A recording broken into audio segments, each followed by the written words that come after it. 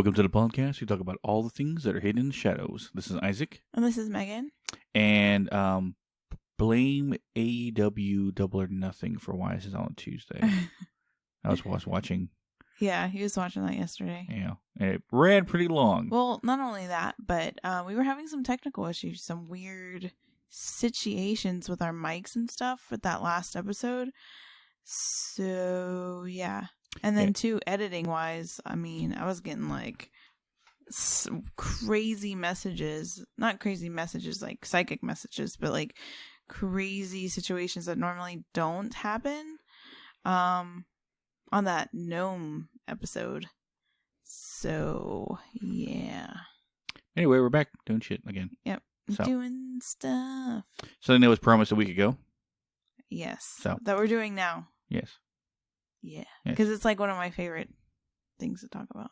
Well, hauntings, anywhere we are, let's go to more place. But now we chose a specific place. New Orleans. Yep. New Orleans. To common folk speakers. Yeah. It's actually, for those of you that don't know, it's like one of my bucket list places to visit, like to vacation. But now going into more of the paranormal side of what New Orleans has to offer. That is my nickels. Yeah. Going through all of the locations that they have definitely makes me want to take a trip over there because it's interesting. I mean, there's plenty of places where you can do some work. Yeah, definitely. So should we just like dive in? Yes. Okay. So the first place that I found super interesting was the Andrew Jackson Hotel. And it was actually an article on Go City Tours, which if you guys have never checked out that website, I'll link them in our episode description and actually the actual link on our Instagram. But they have really awesome articles on locations and describing the backstories. And I tend to go to them a lot for when we do locations like this because they always have like the lowdown on each, place, the backstory. So without further ado, this is the Andrew Jackson Hotel. The Andrew Jackson Hotel is pretty much a staple in the paranormal community in New Orleans. Like when you talk about haunted locations, it's one of the places that definitely comes up. And if you look at the building, it literally looks like it fits perfectly in with the whole like New Orleans like look that they have. Okay, so the backstory on the location, according to the website itself, this is actually on the hotel's website. The ground of the actual hotel, because the building that's there now, there was other stuff prior to the building that's there now and serves as the Andrew Jackson Hotel. So before that building, it was actually an orphanage and then it was a courthouse. So I'm going to kind of go into the little backstories with that. Okay, so apparently in New Orleans, there was a yellow fever outbreak, which had caused a lot of parents to die because it was basically, you could survive it, but it was really, really slim that you did. And if you did, you wouldn't have to worry about it for the rest of your life. But it was very, very, a lot of people died from it. It had a high fatality rate. But so, which left a lot of kids without their parents, which then led to the need of orphanages. So the first, I guess, like building or thing that it became was a orphanage and a school for boys. So we talk a lot about how a lot of these boarding schools and homes for boys suffer a lot of tragedy. And this one was no different. It had opened in 1792 and was opened by the Spanish colonial government. On top of yellow fever, there was fires that actually burned much of New Orleans, and eventually the boarding school was one of the sites that were burned down. So on top of the whole, everybody dealing with yellow fever, there was also an outbreak of like fires that consumed a lot of New Orleans at the time. At the time in 1794, the boarding school was burned in the fires, and unfortunately, also 5 young boys inside. After the orphanage, oh my gosh, Orphanage. after the orphanage was burned down, there was a courthouse that was built, according to the hotel website, almost immediately, and that was actually where President Andrew Jackson, who was held in contempt of court and charged with obstruction of justice. The current building was built in 1890 after the courthouse had been demolished. According to the hotel site, there is a couple of main entities that they believe haunt the grounds and the building. First being the 5 orphaned boys that died in the fire.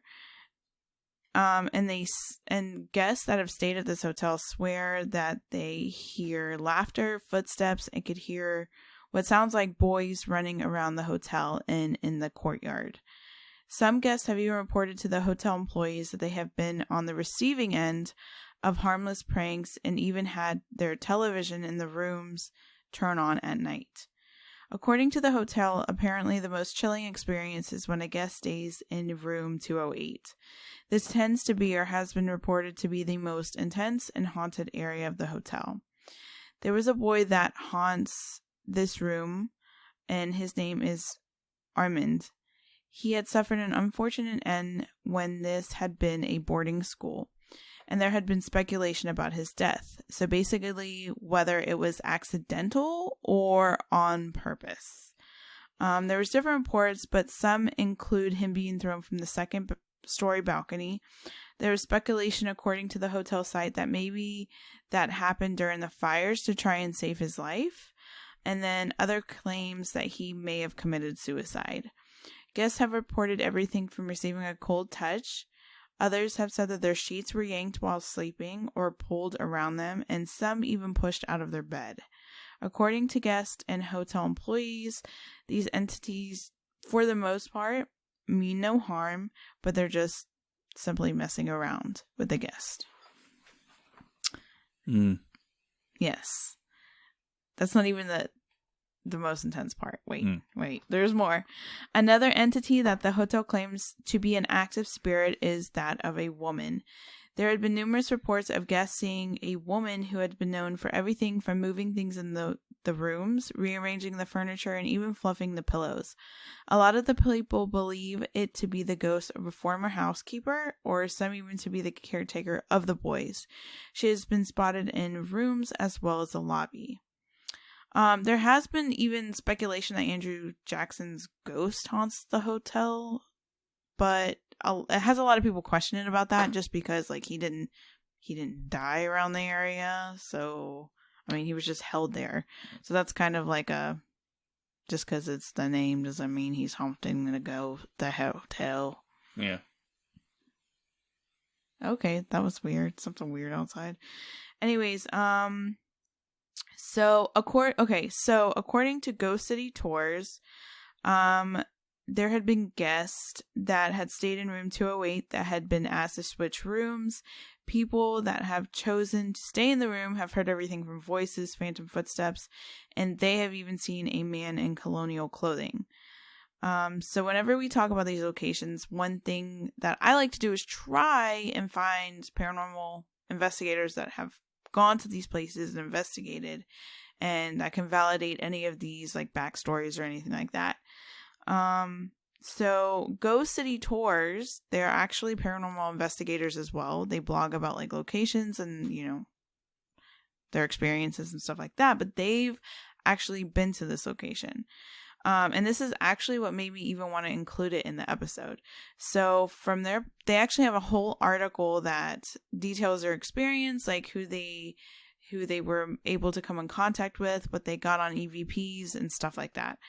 But I just want to read the small snippet because this is what made me truly like want to cover. Anyways, it was July 7th and July 8th in 2017 that they investigated. In the article, they specified they used everything from MEL meters to K2 meters, spirit boxes, voice recorders. Even though I want you guys to go actually listen to, like, go read their encounters, I'm going to tell you a small snippet that is kind of, like, weird. Anyways, So they were basically, they wanted to stay in room 208. They got the key cards and they went up to the room. They were doing the key cards and they were not working. So they got an employee. The employee came, they tried, they were able to get through after multiple attempts of trying to get into the room. So one of the investigators, Michael Bill, said a prayer before entering the room, like basically asking, can I come in the room? Whatever. And he has a cross that he keeps around his neck. So he said a prayer and took the wooden cross from his neck and placed it on the door, ask access, cleanse, I guess, while he's walking through. The cross actually broke in half. And there's an actual picture where you can see the cross, like, legit just broke in half. They talk more in the article about the history, about, like, what they found. Apparently they communicated with someone named Sarah, a little boy named Thomas, and then they also shared their overall theories and ideas behind the hauntings and the grounds and all of that. So definitely check them out. But yeah, that's at Andrew Jackson Hotel. Seems like I need to go into that room. Yeah. So definitely, if I were to stay in the Andrew Jackson Hotel, I would probably go for room 208. Like, are you sure? Yes. Yeah. Yes, we are very sure. Because I'm curious, like, because that's the thing, is they basically are saying, like, the boys that are stuck there, and even the boy that either committed suicide or got pushed out during the fires, or who knows if it was an accidental throw out. Maybe he was killed prior and it was more of a killing or murder than nobody knows. So everyone says it's just like the activity that goes on is just like harmless. It's just kind of like they're just trying to get attention, but why the cross broke in half? Like that's not normal. Is something keeping them there? Are they staying there because they feel like they have nowhere else to go? Do they fear going into the light? It's kind of interesting. And then the fact that they've been there for so long, too. Yeah. And I'll say what we come to find out, but what we have from our own experience is that there always seems to be trapped spirits. There always something, it's because there's something keeping them there. Mm-hmm. Not always just be the MO, but maybe they're waiting around for us. I guarantee there has been plenty of psychics and mediums that have gone to that location and helped these spirits cross over. And maybe sometimes they can't because something's keeping them from doing so. Yeah. I mean, it's still a lot of learning things, but from our experience, there always seems to be something keeping them there. Yeah. And I mean, there is times where like a spirit is like just stuck there. Like they feel like there's nowhere else that especially from them being in an orphanage and losing probably family members and stuff like that to either yellow fever and then dying in a fire. That's not a pleasant way to go. No. You know what I mean? So just being like confused and stuck there, and maybe even thinking that, this is not so bad being stuck here. So it's just kind of interesting that the cross broken out. I mean, they put the picture on the article, so yeah. So I just find that interesting. But the next, so when you think of New Orleans, what do you kind of think about? Like, you think Phantom. I don't know why that popped in my head. You think of like the paranormal, you think of mystics, but one thing that like voodoo and psychic stuff and all of that. But one thing that also gets mentioned is vampires. And there is a legend or a lore that I read about called the Casket Girls, and it kind of surrounds the idea of, like what's going on with them. If I think of vampires in the world, I think of them talking like it's like a southern gentleman from that area. I forgot. Let me introduce you to the shadows there, darling. Something like that. Yeah. Okay. So with a dandelion in their jacket pocket. Yeah. Well, I think Vampire Diaries had they were from New Orleans at some point, and then the originals was in New Orleans too. So, yeah. Okay, so the Casket Girls. So the Casket Girls is a legend and lore that is very prominent in New Orleans and dates back a long time ago. So between the time periods of 1718 and 1728, There was like some debate about the actual timeline of this, but that's kind of where articles kind of stayed in when they were, talking about like the story. Casket Girls? Casket Girls. And there's a reason. I know, but it sounds like a psychobilly band. Yeah, it does. I thought the same thing when I read it. Okay. So there was a situation that occurred where the King of France was basically sending over women and girls to marry over here. Okay, so the governor of Louisiana at the time basically wanted the French king to send over women and girls. Yes, some of them were unfortunately girls, like they were young, to basically marry the colonists that were over in Louisiana.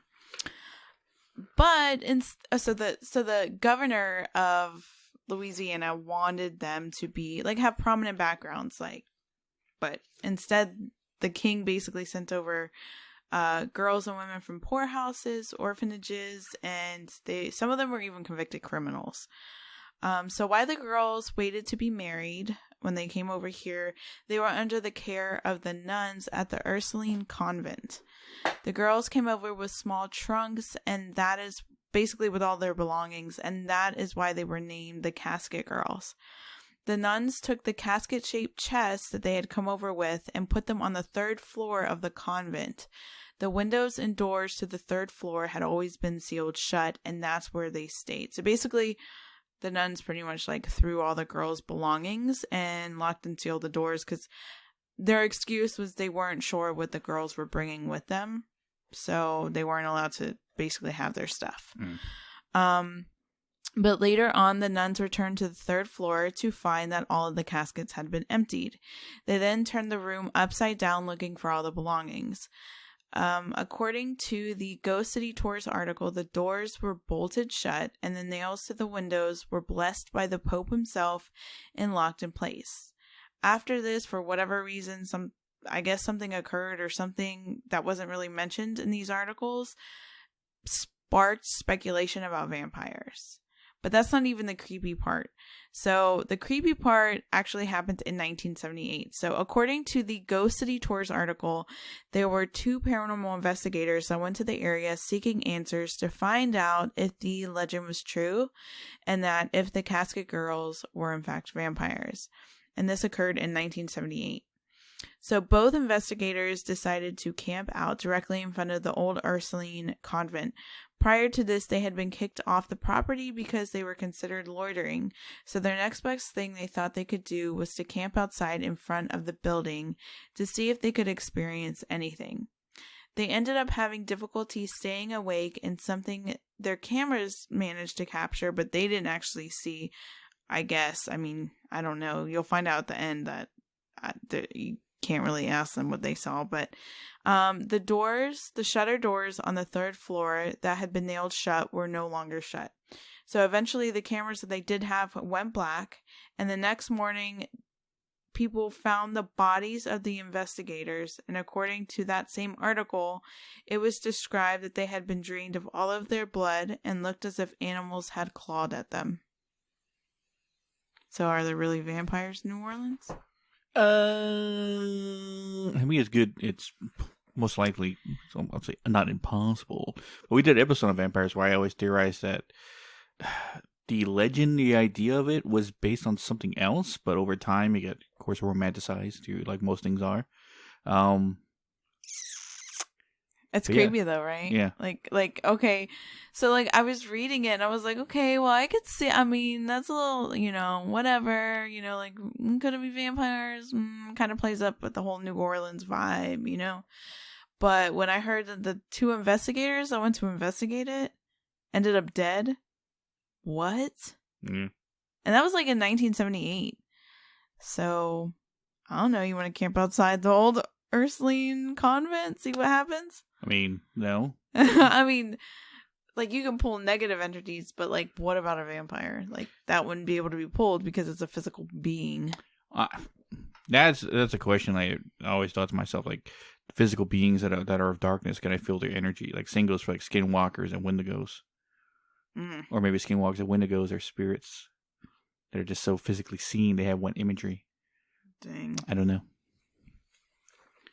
Okay, so Okay, so the next one is one that is anytime you look up articles about, like the most haunted places in New Orleans, you'll have different places on different articles, but one place that remains the same is the Lalaurie Mansion. I don't even know if I'm saying that right, but that's how I feel like it's pronounced. The Lalaurie Mansion. Lalaurie. What? Lalaurie? No, Lalaurie. I know. This is so okay. Close. Yeah. Interesting. Okay, so the Lalaurie Mansion was home to Delphine Lalaurie. The story behind Delphine Lalaurie is incredibly dark and, of course, rooted in cruelty and just pure evil. Madame Delphine Lalaurie was a New Orleans socialite and apparent serial killer who tortured and murdered enslaved people in her household. She was born in March of 1787 in New Orleans, and she was one of 5 kids. Her father brought the family to New Orleans from Ireland in 1730 during the French colonial period. Her mother was known as the widow La Commente because that was her second marriage. Both of Delphine's parents were well known in the European Creole community in New Orleans at the time. Delphine grew up with her family members, even being prominent members in government. Her uncle by marriage was the governor of the Spanish American provinces of New Orleans, and then her cousin was the mayor of New Orleans for a period of time. Forwarding ahead to her being older, where she had 3 total marriages. Apparently, the first 2 marriages, the husbands had weird deaths. The first marriage, she was actually 13 at the time and married a Spanish high-ranking royal officer. To make a long story short, in 1804, her husband was en route to appear at the court of Spain. She was pregnant at the time, and he died in Havana, Cuba. A few months after his death, Delphine gave birth to the daughter, and then the daughter and Delphine returned to New Orleans. Now, her second marriage, she married in 1808. Delphine married a prominent banker, merchant, lawyer, and legislator. So he was a jack of all trades there. They purchased a home in New Orleans, later known as Villa Blanque. I don't even know if I'm saying that right. I'm sorry if I'm butchering this. People in New Orleans or any kind of French person is probably like, wow. Anyways, she had 4 children, but Blanque died in 1816. On June 25th, 1825, she married her third husband, who was a physician, and he was much younger than herself. In 1831, they bought the property at 1140 Royal Street, which she managed in her own name and did not involve much involvement from her husband. In 1832, she had the 2-story mansion built and complete with an attached slave quarters. Apparently, the marriage wasn't good, and she legally separated from the third husband in November of 1832. So, even though her previous 2 husbands died of weird death, it wasn't until her third husband that speculation began to arise. Reports had surfaced that she inflicted cruel things upon the slaves within the mansion as well as her own daughters. In 1834, the mansion was caught on fire and revealed a lot of what had been going on behind the scenes at the mansion. When the fire happened, of course, it called for the fire marshals in place at the time to arrive, which prompted it to get out that the slaves were being tortured, starved, and beaten. Apparently, the fire had been started by a 70-year-old woman who was a slave, and she had been chained in the kitchen. And she had lit the kitchen on fire as a way to expose what was being done within the walls. Apparently, it wasn't short after that Madame Delphine fled with her family. So again, go to Ghost City Tours, and they break down everything. So apparently the house was converted at one point into an apartment complex, and a tenant was murdered in that apartment complex. Apparently the death was a bit unusual and actually had ties to paranormal activity. In the mid-19th century, the Lalaurie Mansion functioned as an all-girls school where students experienced bizarre and random physical assaults. And then okay, so it functioned as an all-girls school where students experience bizarre and random physical assaults. It remains a New Orleans landmark. So there's a lot of ideas and theories around this location. One being that of course, a lot of the paranormal activity could be the deceased people. Yeah, and also Delphine Lalaurie was also played by Kathy Bates, like a loose version on American Horror Story Coven. So if you are familiar with that, I'm not. I've never watched any of the series, so I can't tell you, but that's what they mentioned in different articles. So yeah. So, and I didn't want to be like too into what actually was being done there, but there was an article that specified some of the slaves had their eyes taken out. Some of them were just brutally treated. So there's other articles that you can find online that go more in detail, but I kind of wanted to keep it like not that brutal, in the episode. But I mean, she didn't actually die in this location because like after, because basically after everything came out about what was taking place, the town people were so disgusted by it that they actually stormed the Lalaurie Mansion, which made her and her family flee. But there was even some stuff that she apparently abused the daughter as well. So, so it could be, I mean, I don't know. I don't think, could Delphine Lalaurie be haunting it? I don't think so, but it was her plans, it was her doings, it was her tortures, it was her stuck there. It was her, essentially her hell that she created.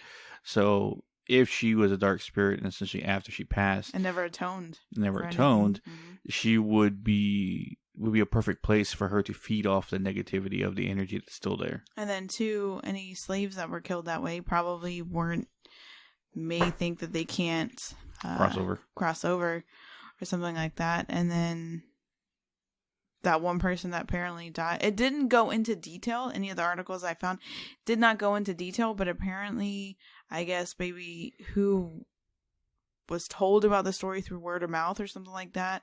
Apparently, when it was the apartment complex and that person died, it was linked to paranormal activity. So that person probably is like, what the heck? There is something keeping spirits there, Yeah. Creepy. Okay, another place that is basically on a paranormal investigator's bucket list. Not bucket list, but like go-to list when they go to New Orleans, and is consistently mentioned. And it's one of the things that you see and you're like, dang, that looks creepy. Like, that looks like a place I want to go if I want to make contact with the other side. And it's the St. Louis Cemetery number 1. So this cemetery... Wait, St. Louis Cemetery number 1? Number 1. Wait till you hear how many people are buried in this cemetery. Okay. This cemetery was established on August 14th, 1789. Even though this is considered one of the oldest and most haunted cemeteries in New Orleans, this has actually been considered one of the most haunted in the United States. There is over 100,000 gravestones and still remains an active site, which basically means that number's going up because there's still people that are actively buried there. Or being actively buried there. So a lot of people have recalled that even in the daytime, like apparently it was advised even by Ghost City tours not to go at night. Like, it's creepy as anything at night. But you can even get the same weird feelings, same paranormal activity during the day. There's not like, oh, you get more at night. It's still bad at night. I mean, still bad during the day. So, yeah, it's one of the oldest ones. If you see it, I think they're the ones, too, that have the above-ground tombs. It just looks like a lot of tombs just... And it's like... You know why, though, right? Huh? Flooding. Oh, yeah, flooding. Yeah. So, a lot of bodies if buried in the ground will probably float up to the earth if there's too much flooding. So, keep them above ground. Interesting that we don't do that over here. I mean, some, like the oak something. We don't see much flooding. In Wilmington. They did it. Yeah. They have the outside, like, tombs. But a lot of people have described that it almost looks like a Lazarus. I think that's how you say it? Like Lazarus. When you go in there, it's just like everywhere, and it's Labyrinth. Like, Labyrinth. Lazarus. I don't know. He rose from the dead. I don't know. I don't know. I keep getting words in my mouth this episode. So, but yeah. And if you look at it, it's like you could easily get like disoriented and like, whoa, where am I kind of situation. There is some tales of some spirits there. I don't know. I guess there's so many people buried there that obviously you're kind of almost bound to make some sort of contact, to feel some sort of presence there. They really didn't say much of anything like evil. They just basically said there's like entities and people feel weird. It's basically the feeling there. They say is very, very intense, very, very eerie feeling. Just death. I mean, well, duh, it's a cemetery. Yeah, I mean, the typical feelings you kind of get at a cemetery. So, well, in all actuality, cemeteries shouldn't be that haunted, unless there's something keeping them there. Mm-hmm. At the specific place. Now, not saying all demons and dark entities go to graveyards specifically to keep spirits entrapped and stuff like that. It's just if the opportunity lies, mm-hmm. which we've seen a couple places we've been to. Yeah. Which I found this interesting. So that makes me think, okay, so I don't know that much about necromancing. But a couple of the graveyards that we have been to, I know the communication that we did establish, they did talk about, like we did have in the spirit box, have the spirits communicating about necromancing. So, I mean, I guess the kind of small concept that I have of necromancing, it would make sense to go to a cemetery to do it. You know? Yeah. Those of you that don't know what necromancing is, it's just basically using the other side, using spirits, good or bad, for good or bad intentions. I don't agree with it. It's not my thing. But basically to do whatever you need them to do, whether it's to spy on people, whether it's to, I don't know, like do weird stuff. It's a form of imprisoning, but also slavery at the same time. Yeah. That's why we don't agree with it. Yeah. I don't, just let them be. Just let them be. They're already on the other side. Just let them be. But in a situation when it comes to, well, it's a theory about why New Orleans, it seems to be a very hot spot for hauntings. Mm-hmm. Or everything of the supernatural. Mm-hmm. It's because the idea is still alive there. Yeah. Now you have, I think, New Orleans City. Mm-hmm. They've had a lot of disaster. But what yeah. it's known for mostly is partying. Mm-hmm. Celebration, partying, all that energy, drinking, gambling. Well, I don't know if gambling is legal there or not. But I know drinking per se, partying, all that thing, right? They have parades every day. Yeah. Every single. If you want your own parade, you have it. You just pay the money and you got it. Yeah. You can block a whole damn street if you want to. Dang. Just gotta pay the money. Right? And too, you have a lot of people, psychics that go there, a lot of like voodoo shops, a lot of all of that. So the energy is not only strong there, but it's also being used on different ways. Mm-hmm. So the idea of the supernatural is kept very alive in that city. Yeah. So I guarantee if we ever went there, I would be like, I kind of want it on my bucket list to go there within the next like year or so. Yeah. Because I know, and it's crazy because I know a lot of psychics that say they get like they're pulled to New Orleans. Like they want to go. So I just had a funny idea in my head. I wonder what would happen. Granted, majority of them are charlatans, but like, what if we actually found a real psychic palm reader, right? Mm-hmm. And she read my right hand. Oh, that would be interesting. Ignited, I guess, my hand, like when I use it for when you charge, when I'm ready to charge, right? And I do that. If it would freak her out, or will she would even not even notice it? I don't know. I mean, New Orleans, they probably got some interesting stuff that they see go through there. Yeah. Because I feel like it's one of those places that if you're into the paranormal, even like, not even into the paranormal, but just like mystic stuff or like, because I think they have like a lot of really cool, I think it was New Orleans. Don't hold me to it. I think there was like a bar that I saw on TikTok that it was like a bunch of underground stuff. Plus, you know what? They have a lot of history tied to that area, too. That's another thing. A lot of history that is, like, stained the streets, in a sense. So, yeah. Yeah. Yeah, definitely. Definitely a place I want to go. And then we'll probably bring you guys with us, too. So, I would definitely film and I would be down there. I mean, yeah, we can. I always thought, like, if we could ever do, like, live podcasts from certain locations. Yeah, that would like be the Devil's cool. Tramping Ground.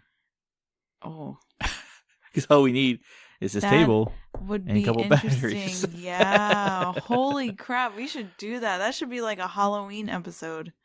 Like, Believe in the Bazaar did something like that. Weren't they at a haunted location? Well, they've been a couple around Ohio, yeah. Yeah, they did. I think it was like a Halloween thing. Not to steal their idea. No, definitely not stealing their idea, but giving them some props. But, yeah, because wasn't that the Frogman thing? Yeah.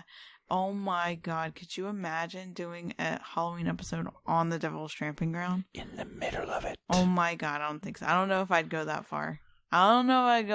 But definitely there. Because I've been actually talking to Isaac and the rest of the team about going to the Devil's Tramping Ground soon. So, I don't know. I keep getting called to definitely do that. Did you hear that in the mic? What? I heard like a buzz, like a tapping. Is it my phone? Well, get your phone off the table for one. I don't know. Like some interference. You hear it back. I don't know. Well, that's the one thing that's been kind of crazy is that I haven't really been putting protection as we've been recording. 3. When you hear it back, I know. Yeah, my phone. Whoever's listening to the episode right now, they heard it, but when you listen back, you're gonna hear it. Ooh, weird. Yeah, because I actually have like a white candle here because one of the biggest things, one thing that we've been getting recently on feedback, which isn't the greatest thing, but is about, like our ums and yas and all that stuff, and then on top of that is the yawning, and I promise you the yawning from me is literally like when stuff starts channeling, and so I was like, I gotta do something to keep the messages from like coming in during this time, so I literally have candles and like crystals around me and stuff like that, so that. And I set my intention before the episode. And then obviously when I'm editing now, apparently I have to do that because I don't know what's going on with our editing and our mics and stuff like that.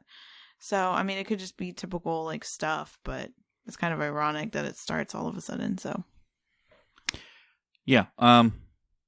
So we decided to say this is the end of the episode because it'd be a nice segue to talk about what's going to happen next week. Yeah.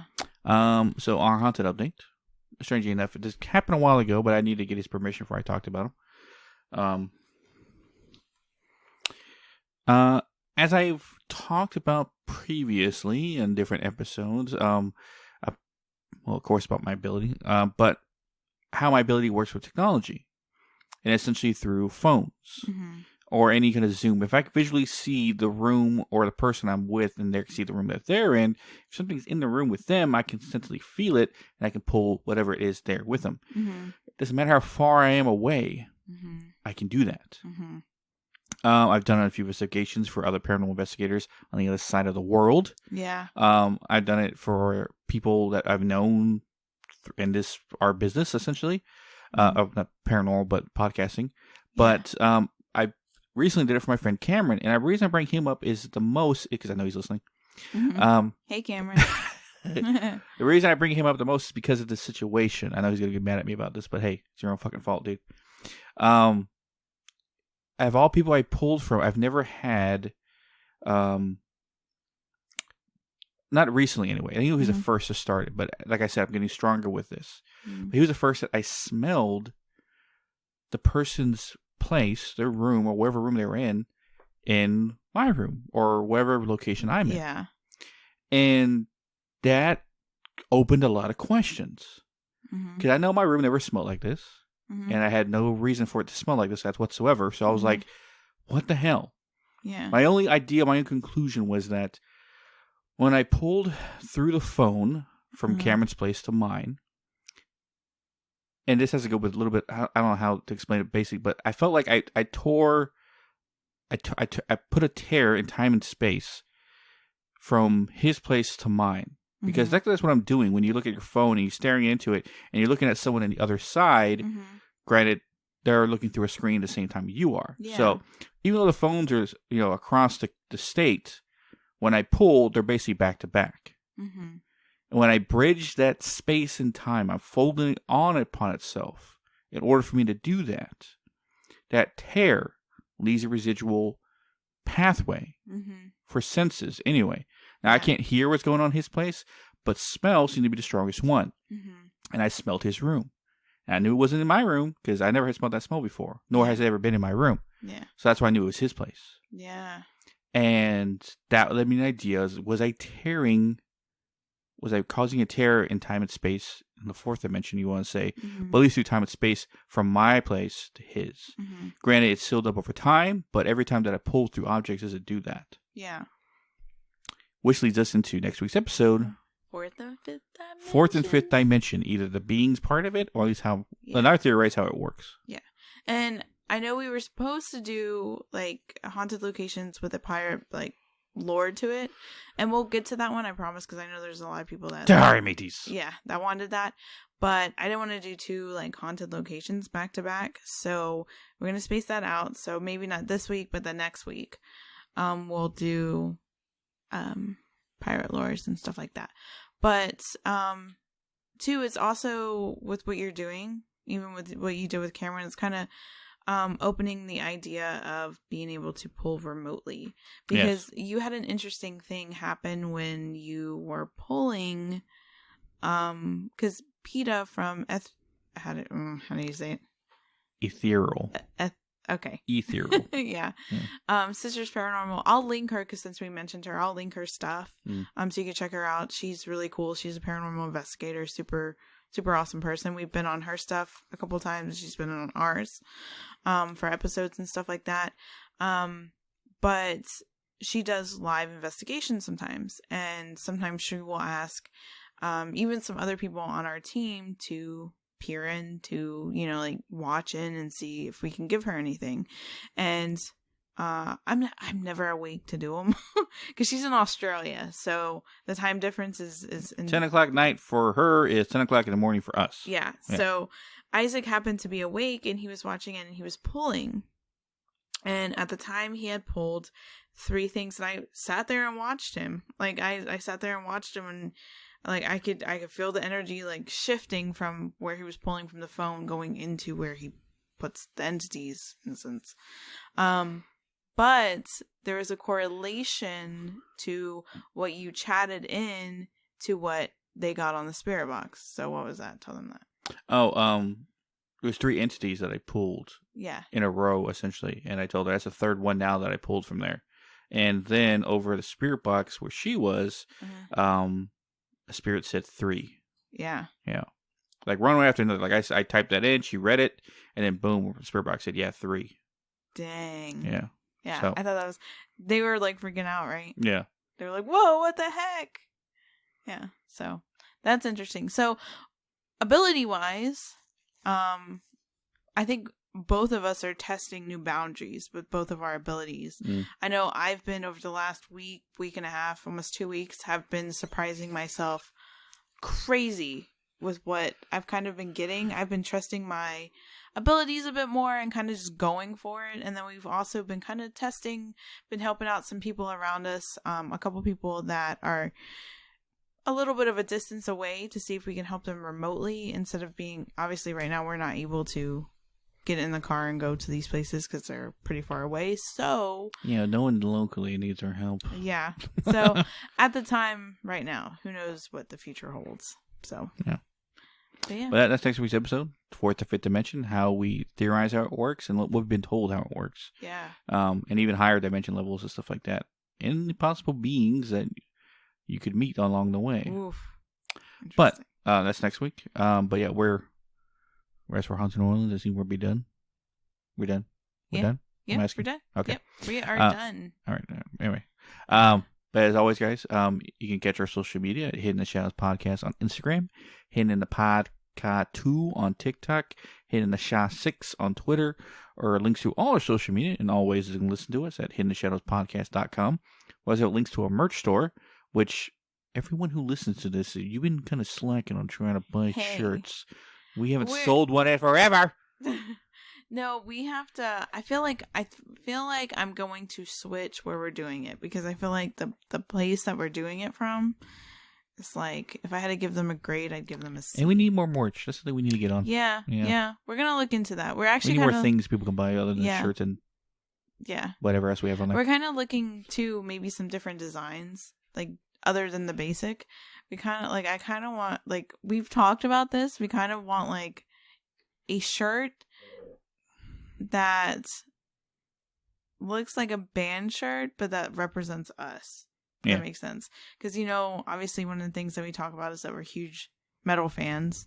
And so what better the way than have, like, because I know most of my adulthood, and even now, I wear a lot of band shirts. So actually, you're wearing a Ballet Royale shirt, and I'm wearing a Metallica shirt. Yep. So So already in band shirts. Yeah. So, So it'd be cool to have like a shirt that looks like a band shirt. Yeah. So, but yeah, that's all in the future stuff. Yeah. So look forward to those things. Yeah. But as always, guys, we'll catch your weirdos in the next one. Yes.